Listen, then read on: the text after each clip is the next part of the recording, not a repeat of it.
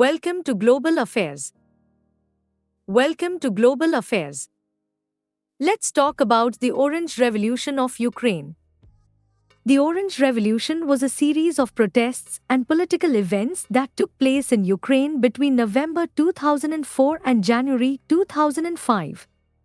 The protests were prompted by several reports from foreign and domestic election monitors alleging that the country's 2004 presidential election runoff was rigged. The two men at the center of the controversy were then Prime Minister Viktor Yanukovych, who was backed by the Kremlin, and Viktor Yushchenko, an ally of the West.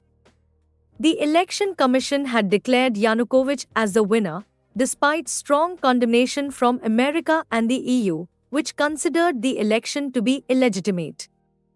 Russia, on the other hand, claimed that it had seen no evidence of election fraud.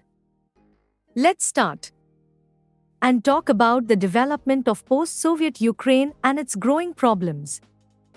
After the collapse of the USSR, Ukraine faced significant economic problems and failed to modernize its coal and steel industries, leading to stark decreases in production.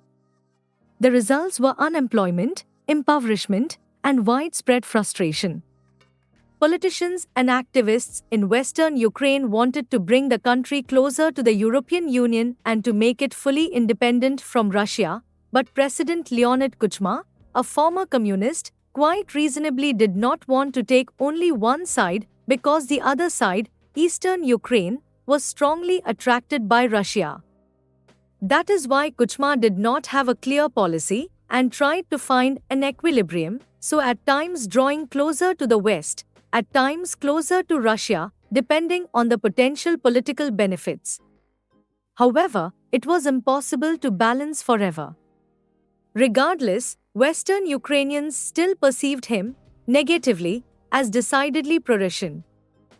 One of Ukraine's distinguishing characteristics is its linguistic, religious, and regional diversity.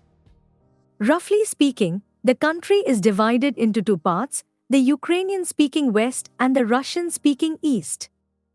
They have different histories. The East was part of Russia, the USSR for several centuries, the West for only about 50 years. Economies: the West is predominantly agrarian, while the East, especially the Donbas region, is very urbanized and industrialized. Ethnic structure: there are a considerable number of Russians in eastern Ukraine, including migrants from Russia during the Soviet period. Religion: the West is Greek Catholic and Orthodox.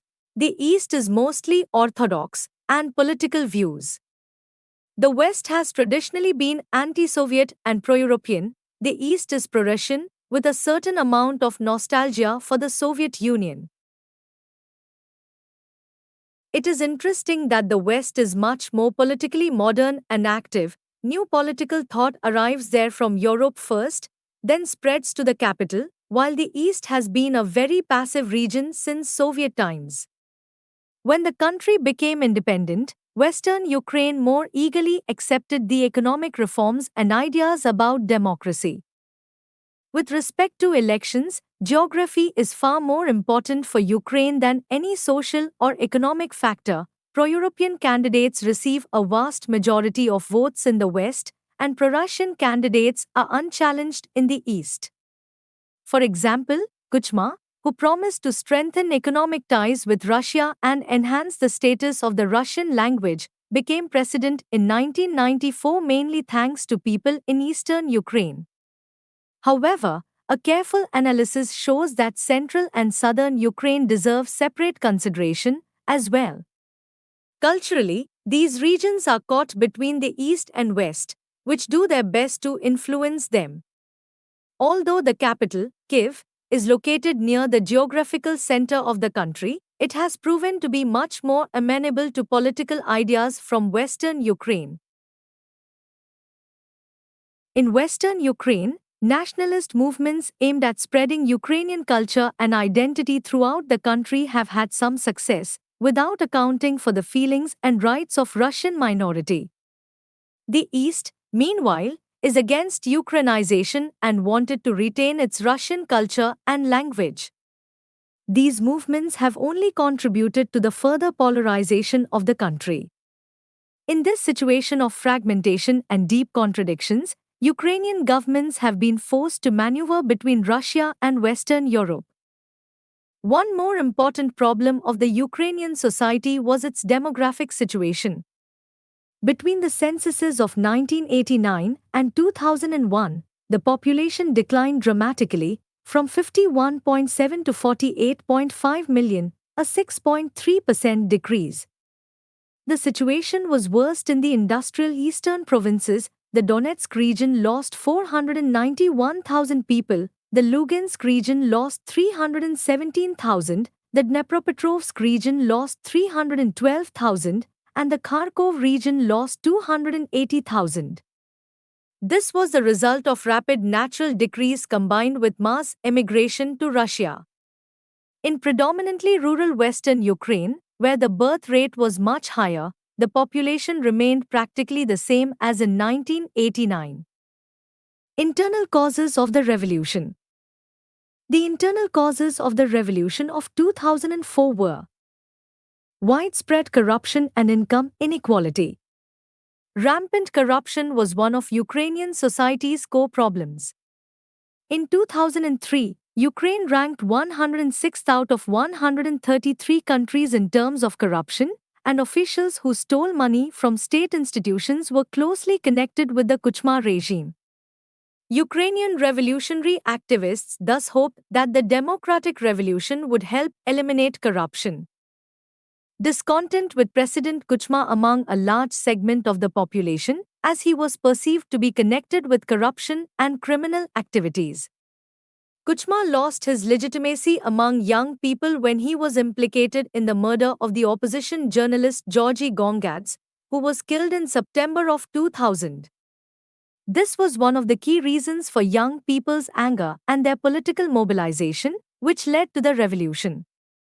It should be noted that 72% of Ukrainians wanted Kuchma to leave office early, and 53% were in favor of his impeachment. One of the most important factors of such a high level of discontent was the detachment of the elite from the population. Therefore, 70% of the population felt they had no influence on the authorities, and 92% felt that their human rights were regularly being violated. The opposition's desire for much faster EU and NATO integration than was seen under Kuchma. The opposition hoped that moving closer to the West would bring a higher standard of living and real democracy to Ukraine and strengthen its political independence. Desire for democratization and civil freedom.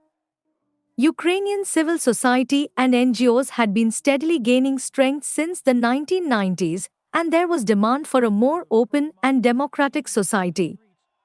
The rising influence of the Internet. Ukraine had 6 million Internet users by 2004, and independent newspapers and radio led to more general awareness of mass corruption within the ruling elite. The immediate trigger of the revolution was the events that took place during the presidential election in November 2004. The Ukrainian opposition bloc accused the regime of committing gross falsifications and undermining Ukrainian democracy.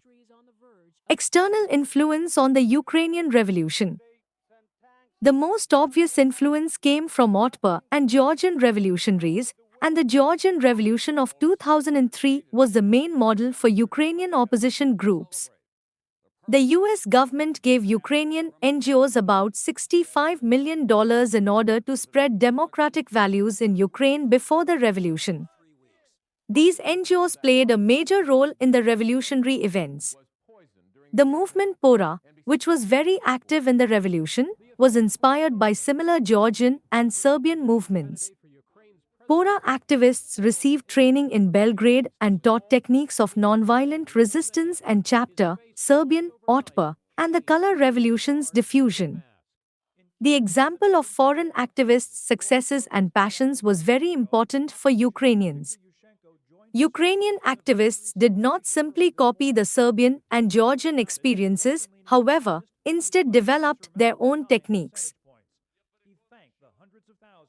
The US also helped create the infrastructure of the Orange Revolution, Freedom House, which is funded by the American government, organized contacts between PORA activists and Serbian, Slovakian, and Georgian youth organizations. Through the National Democratic Institute, the US provided financial aid to the Committee of Voters of Ukraine, which monitored the elections. President Bush wrote to Kuchma that the country's relations would suffer if the 2004 presidential election was not free and fair. Meanwhile, Russia's government and political strategists openly supported Prime Minister Yanukovych. Director of the National Endowment for Democracy for Eastern and Central Europe Nadia Duke denied that this organization contributed to the Ukrainian Revolution, saying that its influence was modest and focused on monitoring the election, conducting exit polls, and parallel vote tabulation. It can be argued that Western governments and organizations indirectly facilitated the revolution by supporting Ukrainian NGOs that usually opposed the regime because of its authoritarian tendencies. Many experts in Russia believe that the revolution was organized by the US and Western Europe because of Ukraine's geopolitical significance for Russia, whose influence in Ukraine they wanted to limit. For the economic situation and the revolution. The economic situation in the years leading up to the revolution in Ukraine was mixed. On the one hand, the economy had grown strongly in the previous 5 years. On the other hand, this growth was only a very partial recovery from the economic collapse that followed the end of the Soviet Union in 1991. In 2004, Ukraine's GDP per capita was still only 63% of its 1989 level, yet this was a marked improvement from the 40% in 1999. Average wages were increasing steadily, and external economic conditions were also very favorable. The economies of the European Union and Russia, Ukraine's main trading partners, were growing rapidly, as were Ukrainian exports. This dynamic was sustained by the generally favorable trends around the world. Yet there was still significant poverty in Ukraine, and continuing this recovery was thus of vital importance to the population. In 2003, 86% of Ukrainians perceived the economic situation as very bad or bad, and only 9% believed it was good. Anxieties about economic growth focused on corruption, seen as a threat to growth, and on the need to maintain good relations with both Russia and Europe. The economic situation thus was not one of crisis, but rather improvement, which favored regime stability. It was other factors that led to the revolution. However, recent economic growth did contribute to an increase in the number of middle-class citizens who largely opposed the status quo because of concerns about corruption. 5. The main social and political forces supporting the revolution. The most significant social and political forces were the Ukrainian middle class, which was decidedly pro-Western and wanted to strengthen the country's political and economic ties with Europe and reduce their country's dependence on Russia. Ukrainian nationalists and inhabitants of Western Ukraine also provided serious support for the revolution, unlike Eastern Ukraine, especially the Donetsk region, which remained more pro-Russian. The percentage of residents who took part in the revolution was 8 times higher in Western Ukraine than in other regions. Young people were 3 times more active than other age segments. About 8% of all Ukrainian 18 to 29-year-olds participated in the Orange Revolution in Kyiv, while 18% protested in their hometowns. 80% of young people voted in the presidential election, with about 60% supporting Yushchenko. Youth were much more active in Western than in Eastern Ukraine because of the higher birth rate. This factor may have contributed to the much greater political activity of Western Ukrainian youth. The political forces that supported the revolution were the Western-oriented parliamentary opposition parties are Ukraine and Motherland. It must be borne in mind that the corrupt business elite has been exercising a powerful influence on Ukrainian policy since the mid-1990s. The oligarchs control entire sectors of the economy, energy, mining, the chemical industry, steel, etc., and benefit greatly from the natural gas trade. They provide funding to political parties, including the socialist and communist parties, but do not have an ideology and simply pursue their own interests. They generally oppose EU integration due to fears that the proposed reforms would severely undermine their economic and political positions. The Orange Revolution was directed against the oligarchical system, and a year afterward, the new authorities created the NGO Chestno, honestly, to monitor parliamentary deputies' incomes. 6. Ideology and the revolutionaries' goals and demands.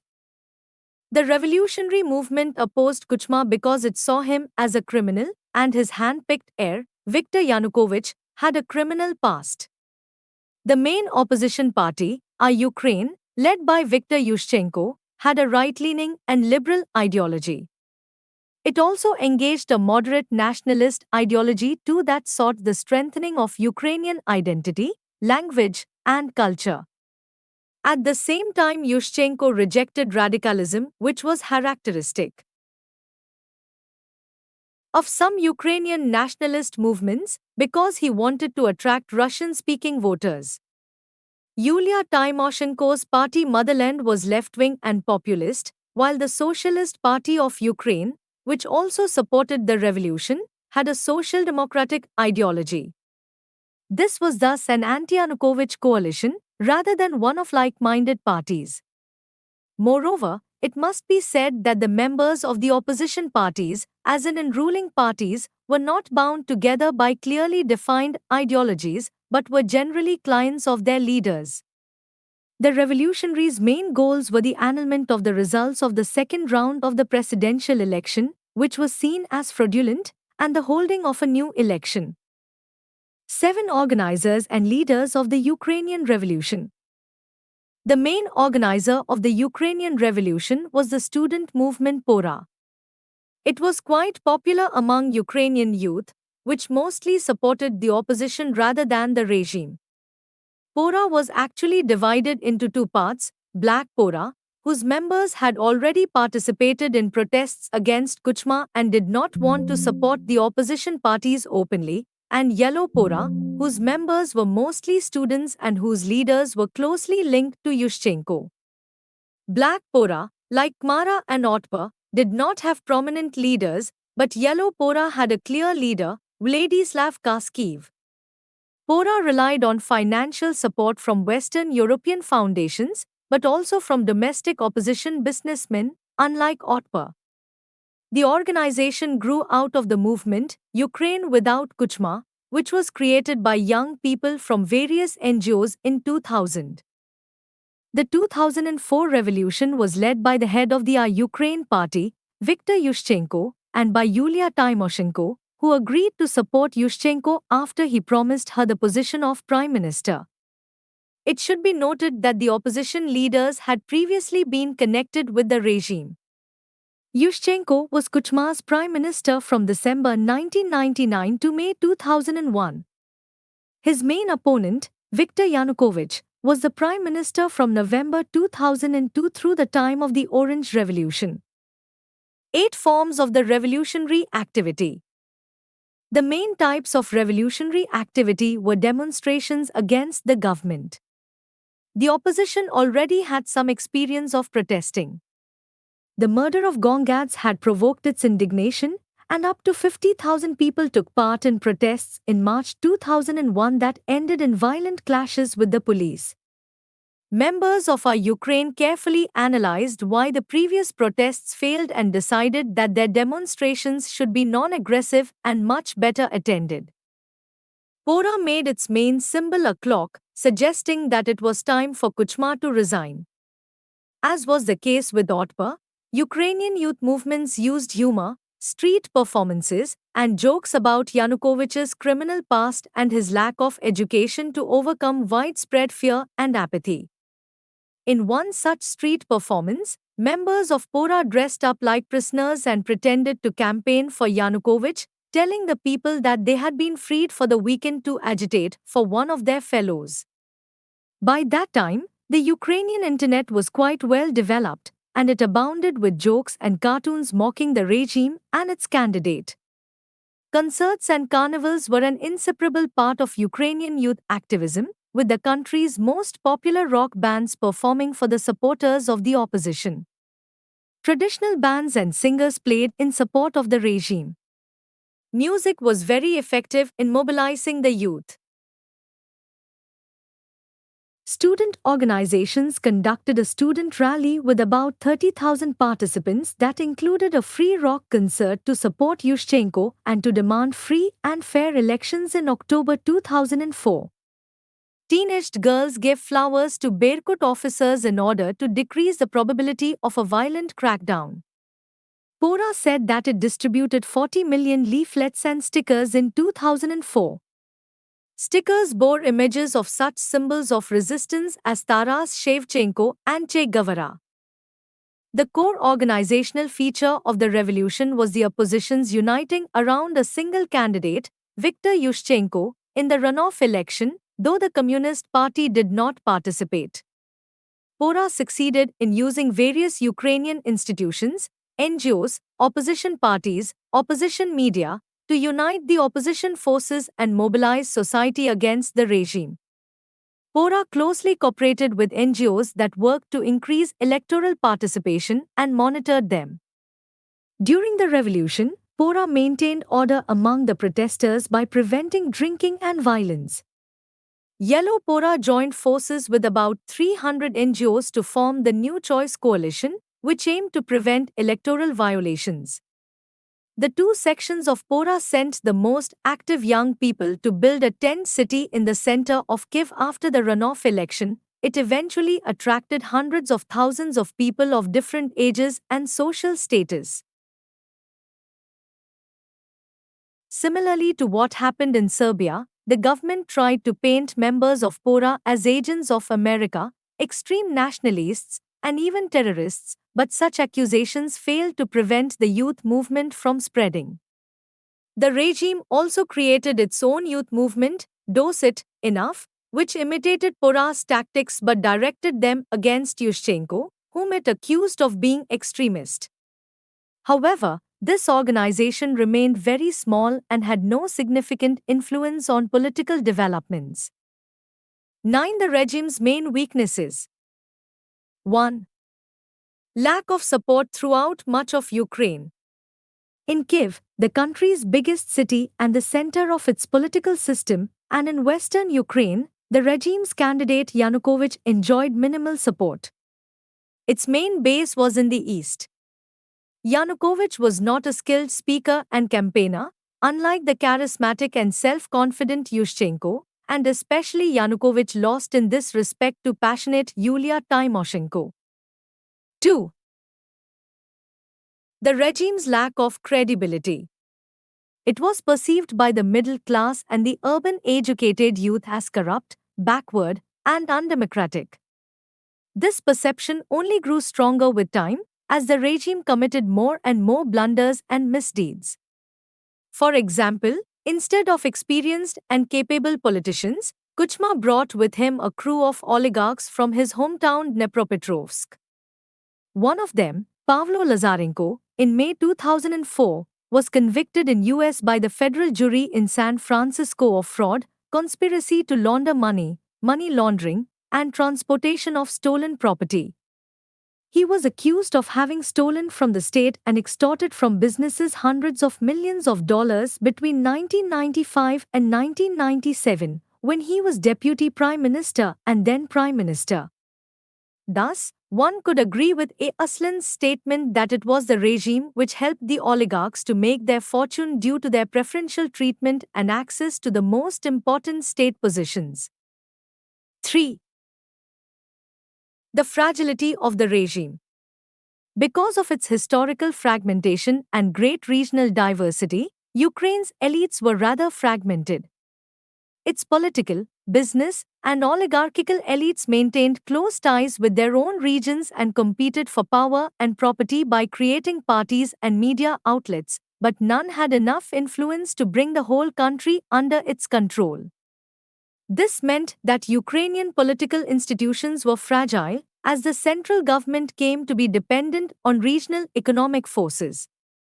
Leonid Kuchma was forced to seek a balance with powerful figures from Donetsk and Dnipropetrovsk and give them government posts.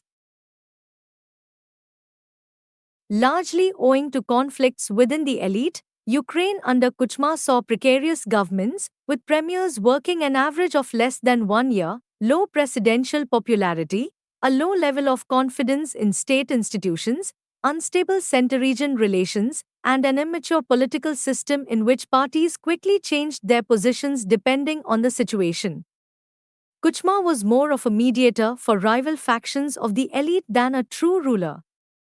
This led to a situation in which a strong authoritarian regime was impossible, so citizens enjoyed a degree of political freedom. Moreover, what political decisions were made were short-term in nature and incapable of improving the socio-economic situation in the long run. Kuchma's choice of Viktor Yanukovych, who hailed from Donetsk, as his favored successor caused discontent among other elite groups. Despite their differences, they decided to unite around Yushchenko. 4. Indecisive and inconsistent foreign policy. The Ukrainian government maneuvered between Russia and the West without a clear plan and constantly modified its political priorities based on the benefits it thought it stood to gain. 5. Lack of a clear state ideology. The Kuchma regime relied on the business elite and the voters of eastern Ukraine and did not try to create an ideology that could unite the entire country. The course of the revolution. The revolution began in November 2004, after the second round of the presidential election. As has been mentioned above, there were two major candidates, Viktor Yushchenko, who was openly pro-Western, and Viktor Yanukovych, who enjoyed the support of President Kuchma. Violations were reported even before the first round. The candidates did not receive equal coverage in the mass media, and state employees in eastern Ukraine were threatened with reprisals if they did not vote for the regime's favored candidate. The first round did not produce a winner, and a runoff was held on 21st November. Widespread electoral fraud was reported, especially in the runoff, and mostly in eastern Ukraine. Yushchenko received overwhelming support in the capital and almost every western region, while Yanukovych was the clear favorite in the east.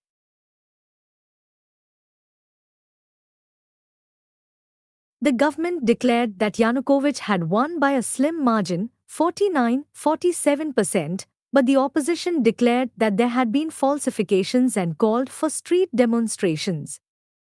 Peaceful protests began in the center of Kyiv and lasted for several weeks, and the government was forced to let the decision to be made by the Supreme Court of Ukraine. It annulled the official runoff results and ordered a repeat of second-round ballot. The final rerun ballot was held on 26 December. But before the third runoff, under pressure from the opposition and massive protests against the flawed runoff election, President Kuchma amended the constitution and electoral legislation in December 2004 to make it possible to hold the runoff anew and to expand the power of the parliament and prime minister. 402 deputies voted in favor of this package of bills.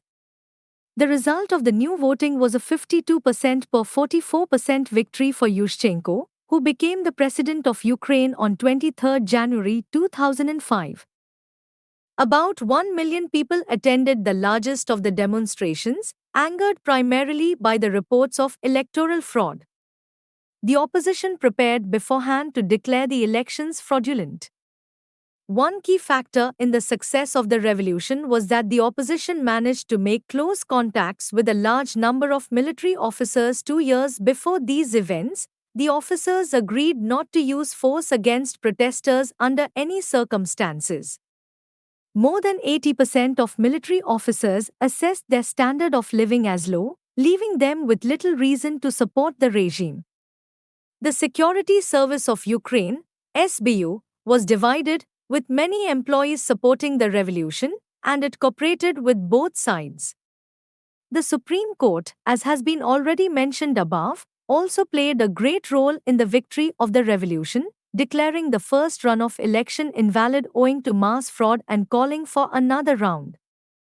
Thus, in a situation in which voters were roughly equally divided, the regime was fragile, and the security services divided, Kuchma had no effective way to respond to the anger of supporters of the opposition, and youth movements helped organize mass protests that the weak regime was unable to withstand.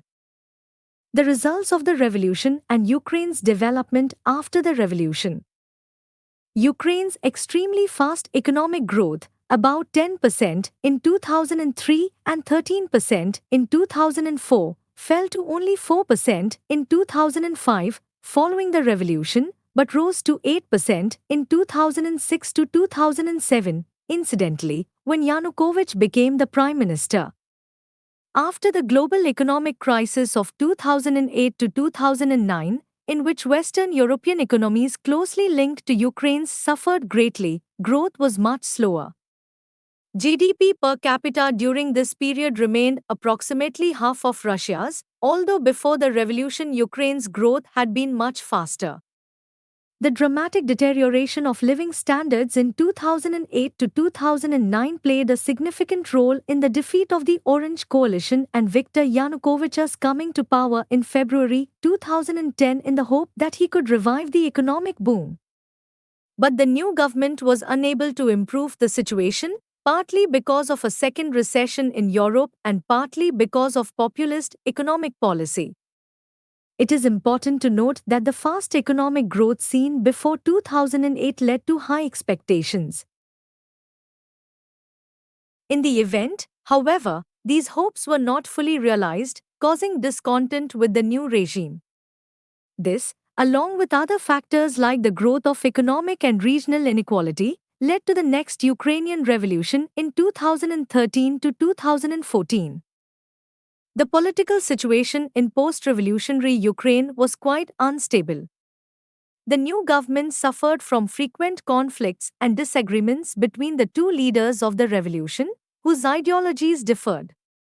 The cause of these conflicts was President Yushchenko's cautious and sometimes indecisive policies. While he did not want to implement the ideas of the revolution too quickly, the radical branch of PORA and the forces that supported Prime Minister Yulia Tymoshenko called for faster and deeper reforms.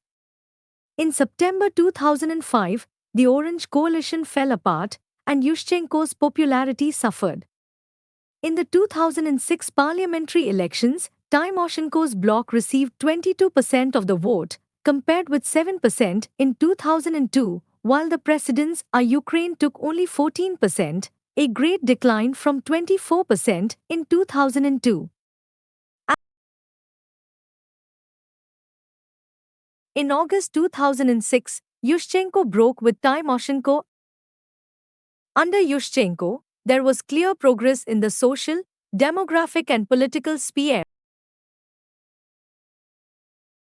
In August 2006, Yushchenko broke with Tymoshenko and decided to create a coalition with his former rival party, the Party of Regions, and its leader Viktor Yanukovych, who replaced Tymoshenko as prime minister.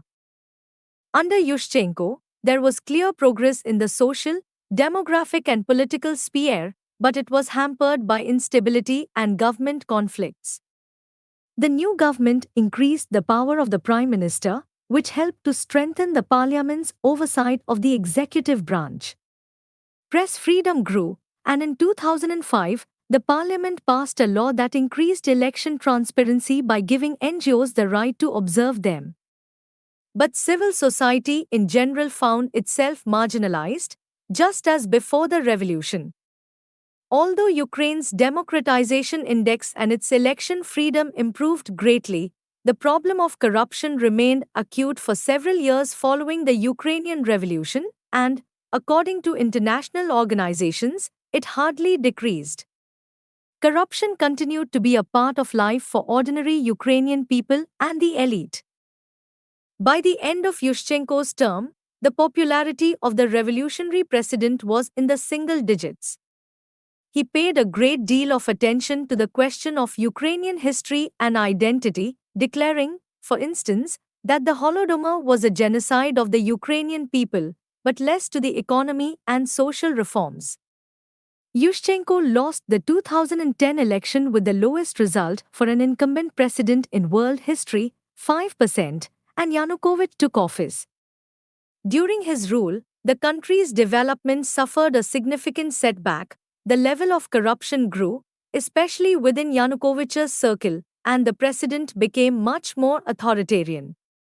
Most members of the parliament from virtually all parties and most senior state officials were so corrupt that compared with GDP, the amount spent by candidates in presidential or parliamentary campaigns was 2,000 times higher than in the US.